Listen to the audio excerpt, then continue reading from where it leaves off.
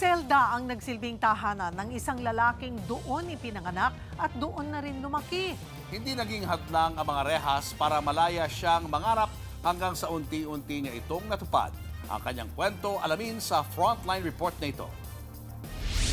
Pao, Sa programang Eat Bulaga, marami ang naantig sa kwento ni Paul, isang anak na 25 taong lumaki sa loob ng kulungan.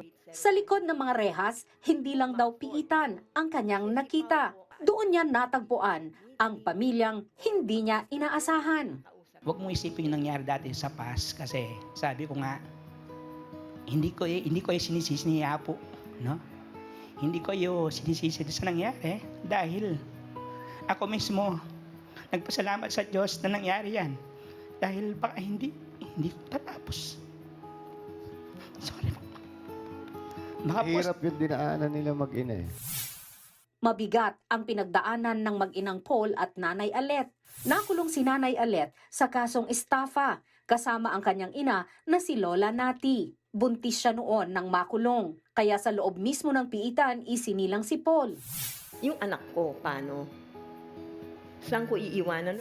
Pero hindi siya pinabayaan. Mga PDL o Persons Deprived of Liberty, mga personnel at iba pang taong nasa loob ng kulungan ang tumayong pamilya ni Paul. Sa tulong po ng mga PDL, sila po ang halos nagtaguyod sa anak ko. Nag-aruga. Nag-aruga, Mula nung bata. pinag-aral. Yes, from birth. Sabi nga, it takes a village to raise a child. Yung mga personnel nun, parang tinanggap na nila ako bilang anak din. Ibig sabihin, nag-stay, parang sila na mismo yung nag-alaga. Dahil ako lang yung bata sa loob ng jail, parang na-amaze sila bakit may bata sa loob.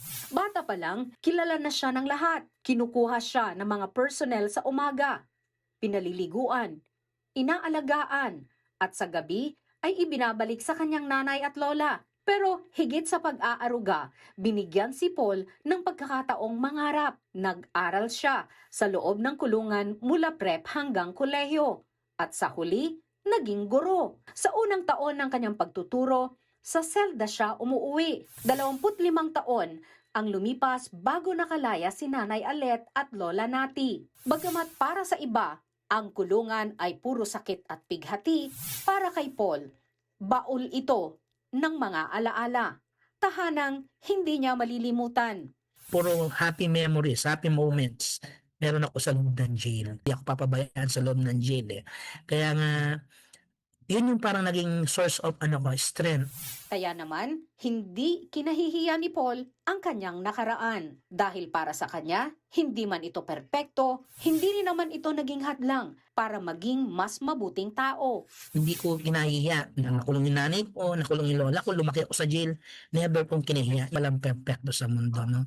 Usually, lahat naman tao nagkakamali. Pero yung mga pagkakamali, yun yung tutulong para maging better person ka. Ang kwento ni Paul, patunay na hindi sa tibay ng istruktura nasusukat ang isang tahanan.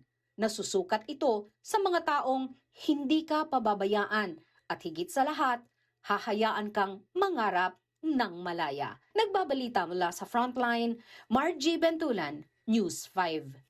Mga kapatid, Cheryl Cosim po, mahalaga ang pag-share mo nito ngayong naglipa na ang mga fake news. Mag-follow at mag-subscribe sa social media pages ng News 5 para sa mahahalagang balita at updates.